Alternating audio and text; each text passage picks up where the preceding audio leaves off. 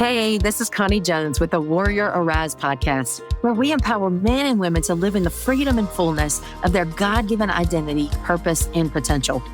Each episode is filled with transformational insight, counseling and coaching wisdom, practical tools, personal growth and wellness expertise, and biblical truth designed to bring healing, clarity, and courage. Whether through the solo episodes or powerful interviews with purpose-driven leaders, you'll be equipped to unleash your powerful warrior within so that you can live and lead bravely, freely, and authentically in your life, work, and calling. Let's go. Well, welcome everybody back to another episode of the podcast. And I'm excited today to have Kelsey Newcome, who is on our team. She is a therapist and just a brilliant therapist and great at what she does. And I can't wait to dive in with her and let her tell you all about the work that she does with the clients. I hear wonderful things and see her just making incredible transformations in the lives of her clients. And it's just amazing. So can't wait for you to get to know her. And Kelsey, welcome to the show. Thank you. Thank you. I'm so happy to be here. Like Connie said, my name is Kelsey Newcome. I'm a therapist out of Rise, and I just really love it here and what I do and who I get to work with and like the changes that I get to see. So I just am happy to be here and let y'all know about that. Awesome. Well, we can't wait to dive in. Well, starting with that, let's just jump right in and tell us what's your why? What what inspired you to become a therapist in the first place? Yeah. So I hated therapy. I my parents tried to put me in therapy when I was younger. I was defiant. I didn't want to listen. And so I hated therapy. I was like, that doesn't work. You guys are dragging me to come here. And so I just didn't even think about therapy for the longest time. This wasn't my first career choice. This isn't what I did originally when I picked what I wanted to be when I grew up. And so what happened was I lost one of my best friends to an overdose. And I was like, oh my gosh, I didn't even see that coming. What happened? How could I have changed? What could we have changed? If I would have talked to him, would it be all of those things that go through your mind when you lose someone in such a tragic way? And so I started going back to school, and I got my bachelor's in human services, and I started working in substance use and addiction and that space. And then I was like, oh, wait, I love therapy. Just kidding. I want to do this. And so then You probably at that point were like, I want to do it differently. I want to do it differently than what I experienced. I'm going to make it my own. Exactly. Because when I went there, it was like therapy that you see on TV, right? It was stuffy and they were old and I was not old. And so it was this, I'm like, they don't know me. They're my grandma, right? It wasn't personable. I didn't feel like I related to them. There was no way that we had anything in common. There's no way that they could know how I feel, right? All of those things that people say when they come to therapy, that it just the vibe wasn't right. And so I did want to do it differently. I did want to be the therapist that people came in and they were just having conversation with me, but we were doing work, but it didn't feel like that. It didn't feel so we have to do this and we have to check these boxes to make therapy work. Right. Yes. Oh, that's beautiful. I love that. And that's exactly what you do. You have made it you've made it your own and your clients all love you. And you're just so fun. But you get really good results and you dive in with people, but it's not this heavy, serious thing. And even though you're dealing with heavy, serious issues at times. Yeah. And that's the whole thing is, we can break the stigma. It doesn't have to be a certain way. It can be, you're going to attract the people that want how you are. They're going to be attracted to you. And so it's so fun to be able to make it your own. And I just love that. What keeps your heart anchored in it today? What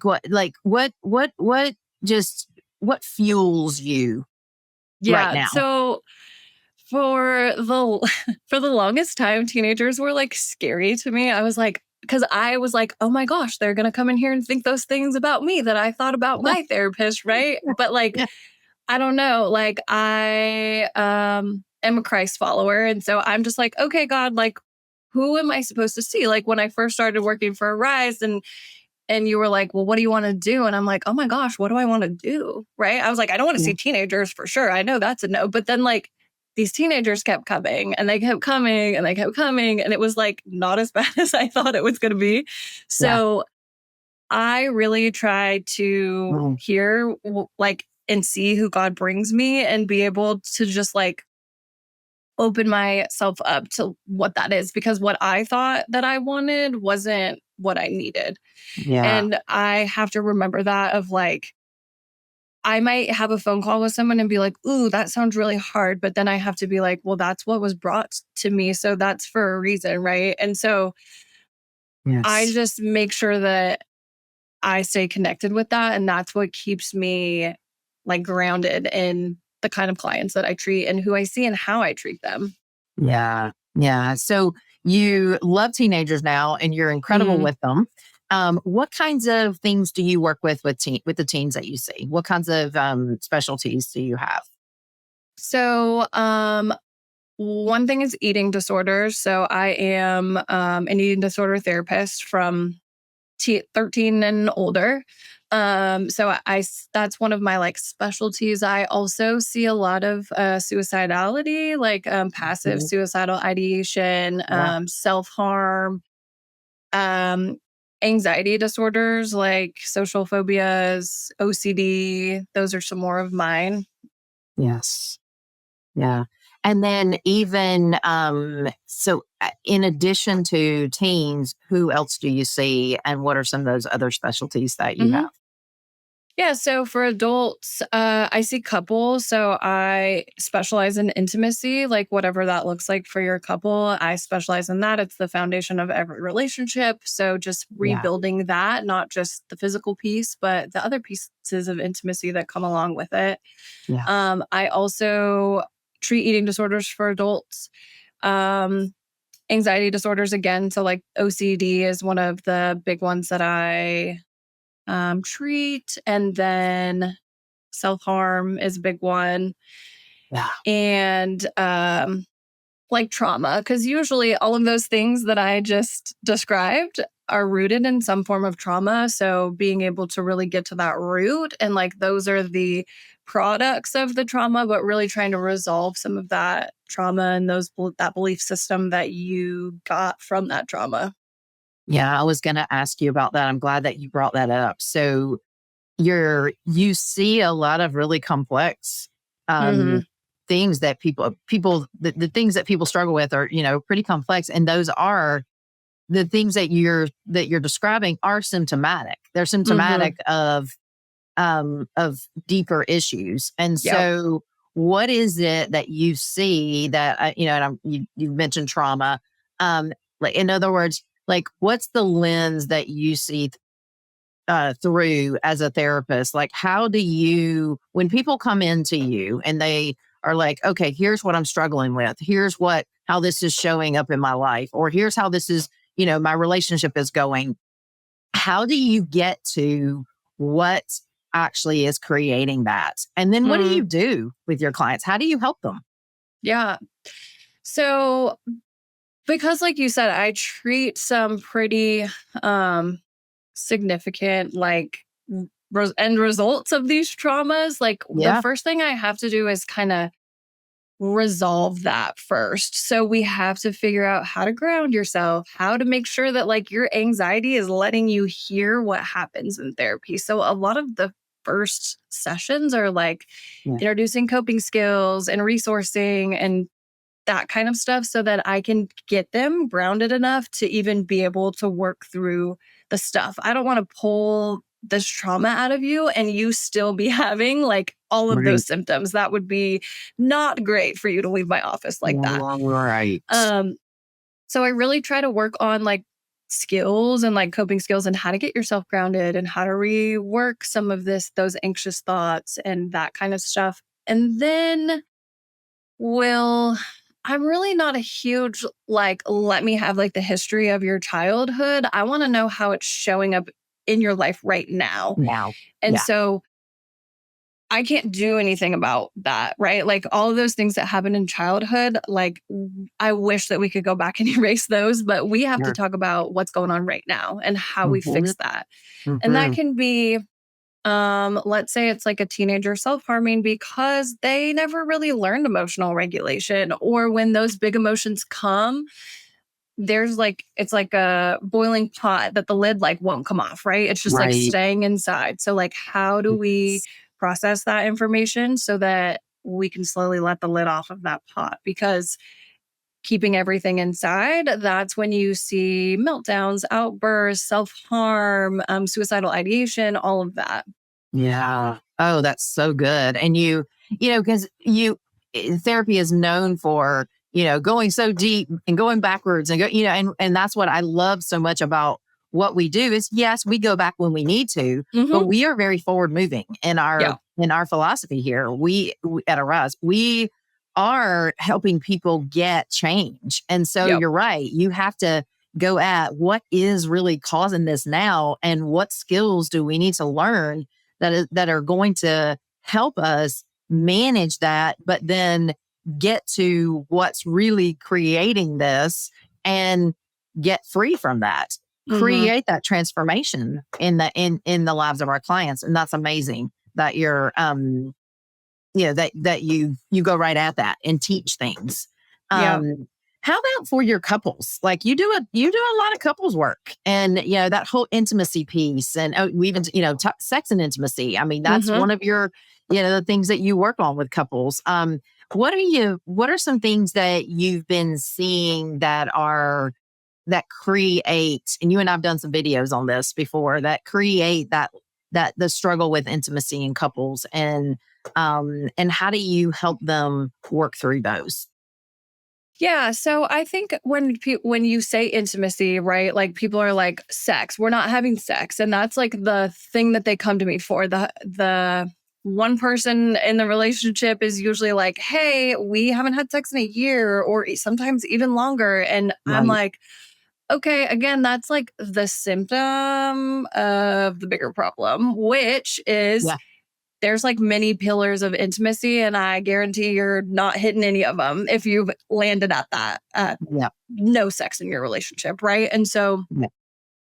I have to like go through what are the kind of things that are bringing your relationship closer together? What are the things that are moving your relationship further apart? And most of the time, there's more on that further apart side than there is that coming together side. And so Right. it depends on the couple. Like I had a couple recently who in 6 weeks, like in 6 sessions, we like figured out what was going on and they put those things into practice and they were like, "Okay, we'll check in a couple months," right? And they checked in and they were still doing it. I have some people who I've had to see for a year and a half, right? And we're just like still working on some of that. So it Yeah. really depends on what it is that you're coming with. Like if you guys are frustrated over chores, like that might be an easy one to sort out. If there's some deep, deep resentments, that might take a little longer. Sure. Yeah, because you have to go into, the processing. That's when you Hmm. get into the processing of those of the wounds that happen, Right. the breakdown, the things where trust was broken and Hmm. intimacy was emotional intimacy Yeah. was torn down at that Right. point. And Right. many times that's you and I've talked about that a lot. That's what the physical intimacy is, a symptom of emotional trust and Mm. safety being broken down in the Yeah. relationships. And And like so, no yeah, repair happening. Right. So like we rupture with relationships and we rupture with relationships. And like very few times do we come back and repair that. And like yeah, all of those are just like that one more pebble on that mountain, that one more pebble, right? And so right, every time you don't go back and repair. And so I also talk a lot about like repair. Like you can mess up. You're human, right? Like we all or fall short every single day, but like what do you do with that? Like what do you do with yeah, that rupture? You just leave it yeah, like a gaping wound, or are we healing that? absolutely. That's so good. And it's the hurt, it's the little tears in our heart all along the way, that whether you're dealing with an individual or you're dealing with people in relationship, that it's getting to where was the rupture, where was the heart wound, where's the pain, and Yep. how is that manifesting in your life now, Right. and helping people work through that. That's beautiful. Oh, I love that. So how do you help your clients actually um how do you find those? How do you discover like the ruptures and the heart wounds and where are those? What went wrong? How Mm. do you know that? Well, a lot of times this is like where the like therapist magic comes in, right? Of Right. like, they'll come to me with like every single fight that they had that week. Or like someone will come to me with every single time they were mad at their parents that week. And we have to be like, okay, what really was that? Was that you were being vulnerable and you were shut down? Was Mhm. that you came to that person with something that was like really serious and you weren't felt heard? Yeah. What is the actual underlying? Because we all have triggers, right? Like we all have Right. a reaction to something that like wounds us, but we're not really sure like where that came from or why that wounded us. Like I'm sure each of us can think of a time, even this week, and it's only Tuesday, that we were like, whoa, why did I react that way? And we Yes. have to like take a step back and be like, what did that trigger inside of me that I felt the need to react that way? So it's a Abs- lot of dissecting different examples that they bring me or different reactions that they bring me and figuring out like, well, I don't really think it's like the laundry basket thing, right? Of like, I don't really think it was because he missed the laundry basket with his socks. I think it was because you were already feeling like you're not getting enough support around the house or whatever that might be. yeah.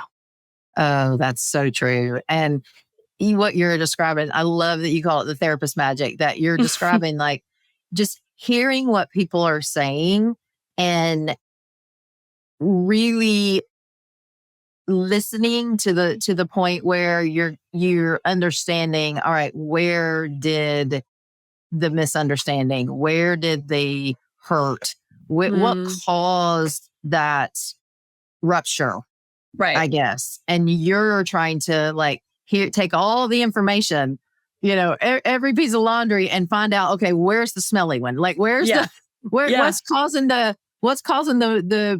biggest stink in this pile at Hmm. this point. And not judging it, but just observing it and being curious about like, oh, what was that? And helping them see it, understand it, and then process through it and resolve it. Yeah.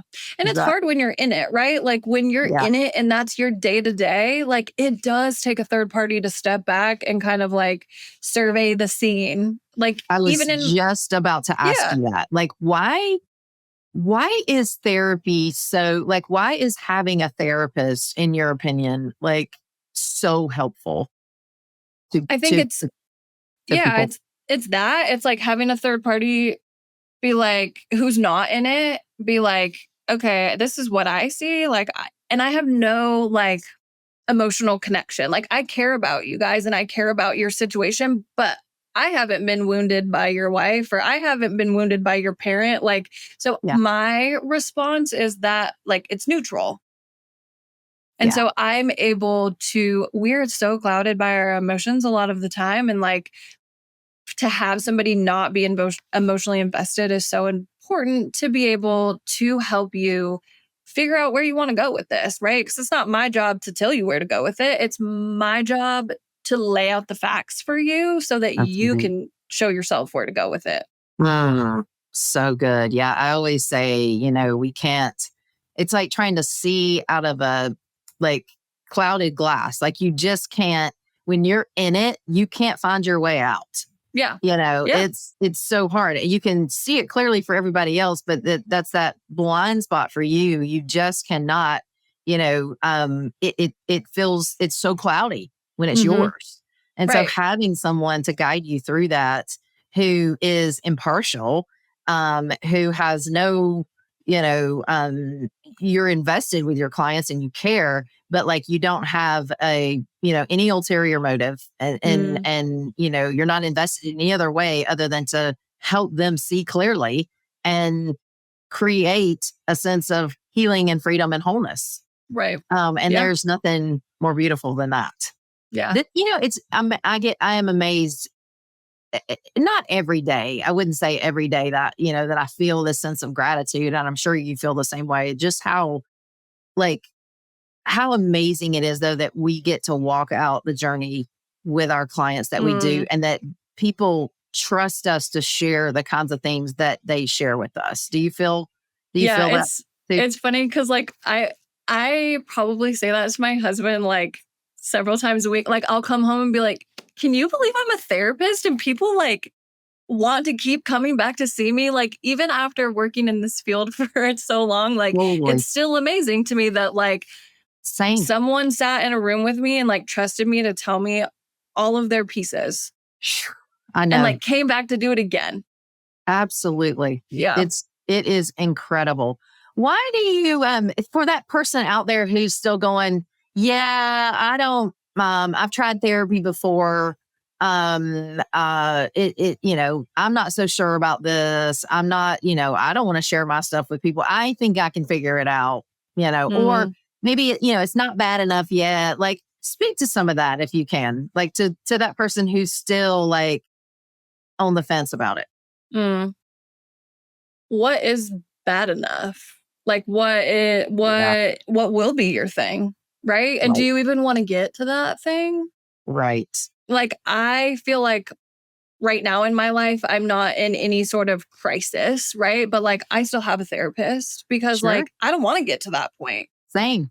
Yeah. And like, I would rather like not have to go through the steps to get to that point. Right. And so like, I just make sure that I stay grounded in who I am and who I want to be that way. And it does suck to tell everyone your stuff. Right. So like, I feel for you in that regard, and that is like your secrets. Like that's your stuff. That is like stuff that feels vulnerable. It feels scary. Like you might have some shame in there, some guilt. Like, why would you want to like talk about that for an hour? Right. Like, but once you do, that like, right. Like that deep breath, like I laugh, not like laugh like that, but like when a client cries and they're like, why did you do that to me? And I'm like, yeah, but like, how do you feel? Right. And they're like, better. Right. It's because like, you're holding that by yourself. And like, you don't have to hold that by yourself. Like, I will come hold it with you. We will come hold it with you. And it gets heavy. Like at a certain point, you can put that last thing into your arms, and then what do we do? Like it all falls. That's so true. Gosh, that's so true. I'm going to switch gears for just a second. Another question I want to ask in just a second, but I just realized I didn't ask you a whole lot about how you work with people with eating disorders and how you work with people with OCD. Those are tough ones. Those are both in my story. Those were part of my story. And so I know how long it took me to,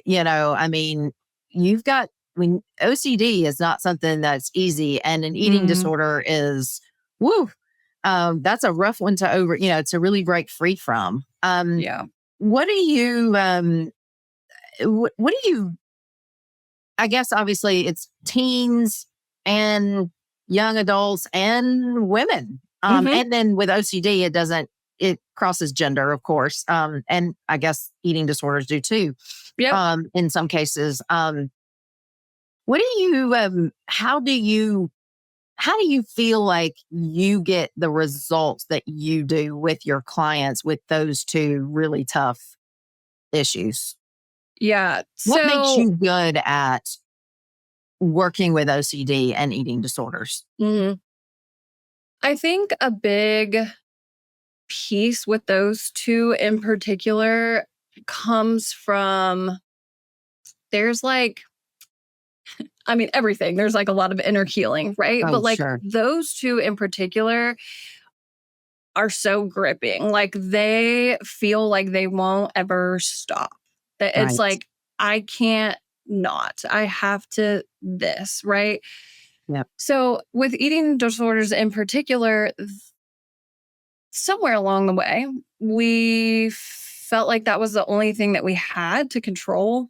And Yeah. like OCD too, right? Like if I don't do this thing, like everything else will be out of my control. And so those two, I see them like co-occurring a lot Yeah. because of that control. Like everything is so out of my control that like, what can I control? And that's my eating Right. disorder. That's my compulsions. That's like, Right. those are the things that I can control. So I really try to open up your eyes to like, are you actually controlling those? Like, are you really controlling what you eat? Are you really Right. controlling your compulsions? Right. And so, like, Mhm. what are the things that we actually do have control over?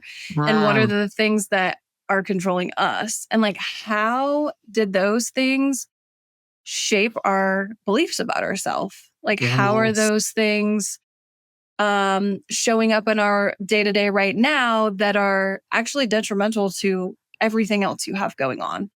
Yeah. So I really like, yes, it's the food and yes, it's the compulsions, but it's really not, right? Like, Uh, that's just like the thing that our brain was like, oh, I can maybe control that, but there's something else. And like, Yeah. a lot of times it's like some form of trauma or some, like narcissistic parents or something Yeah. like that like we really didn't have any control of anything. We That's really right. did it, and we really Right. felt that. And so I'm going to do everything I can to like never feel that way again. And like Yes. these eating disorders and OCD like make me feel that like false sense that I have that control. Yes.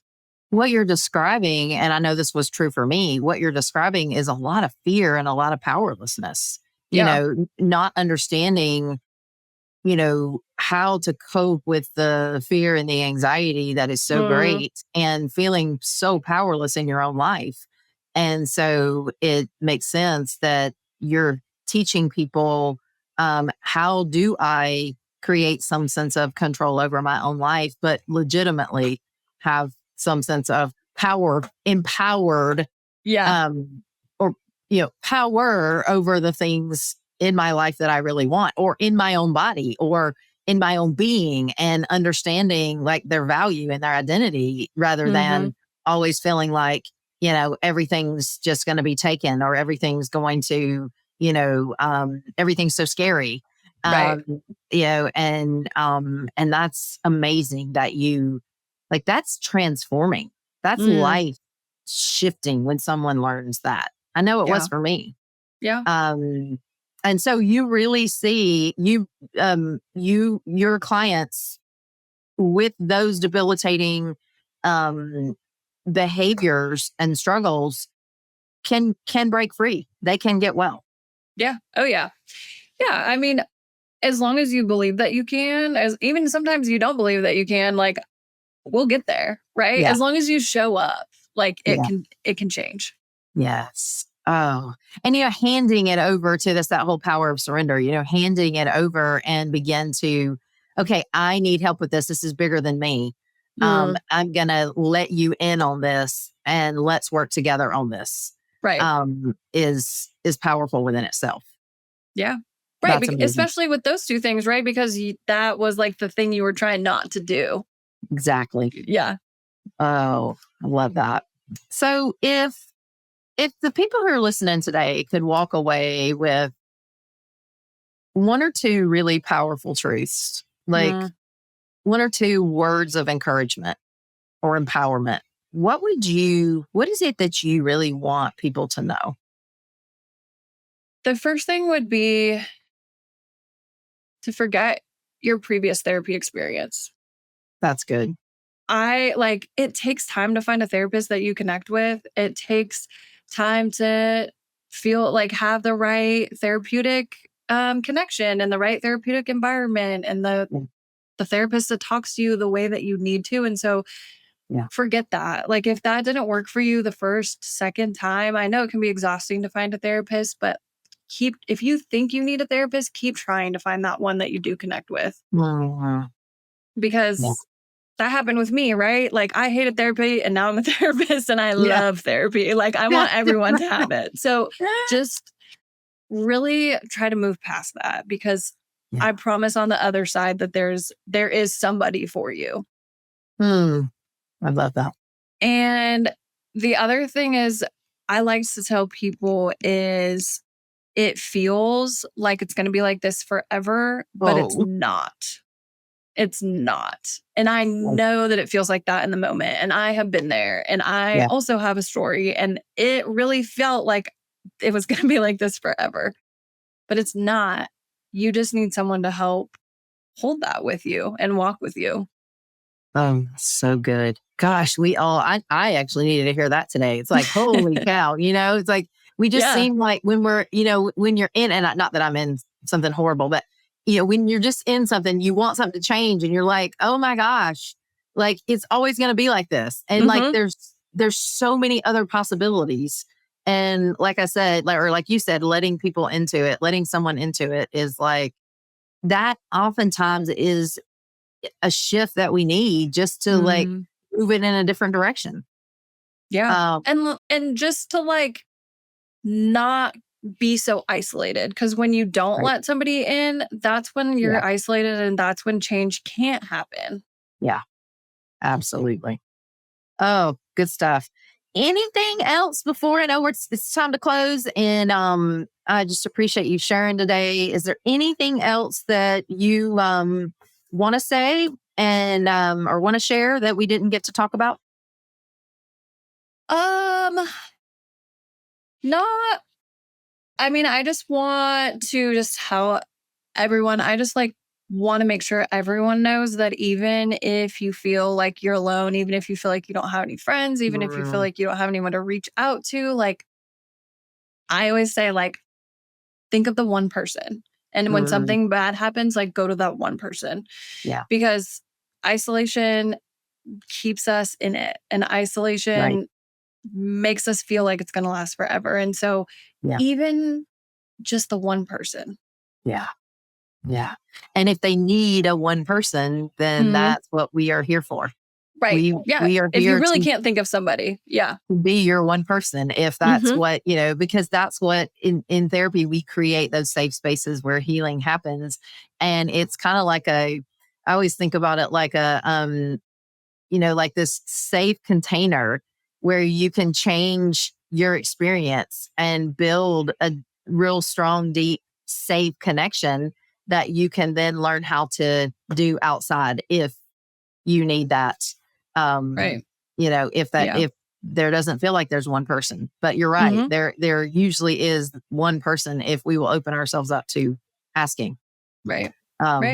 So, well, thank you for sharing your heart today and for the work that you do. Thanks for joining us. And people can, if they want to find you, if they're interested in learning more about you and the work that you do, how do they connect with you?